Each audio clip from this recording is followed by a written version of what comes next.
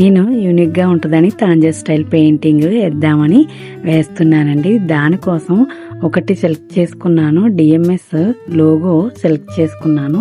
దాన్ని యూనిక్గా ఎలా వేస్తున్నానో చూడండి. ఇక్కడ బ్యాక్గ్రౌండ్ బేసిక్ అయితే ముందు వేయాలి, తర్వాతే మనం ఏ కలర్ అన్నా వేస్తే అది పెయింటింగ్ ఎప్పటికీ చెక్కు చెదరకుండా ఇప్పటికీ అలానే ఉంటుందండి, వాష్ చేసినా కూడా. దానికోసమే నేను ఇట్లా వేస్తున్నాను. ఇప్పుడు పగిడికి orange shade, gold, red mix చేసి ఆరెంజ్ షేడ్ వేస్తున్నానండి. దీనికి లుక్ బాగుంటుందండి. తాంజా పెయింటింగ్ అంటే ఇట్లానే ఉంటుంది.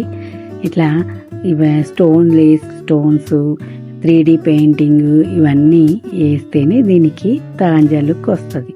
నేనైతే ఇక్కడ ఎంకి రెడ్ స్టోన్స్ స్టిక్ చేస్తున్నానండి. ఫైనల్ లుక్ చూడండి ఎంత బాగా వచ్చిందో. డిఎంఎస్ లోగో చాలా బాగుంది కదండి.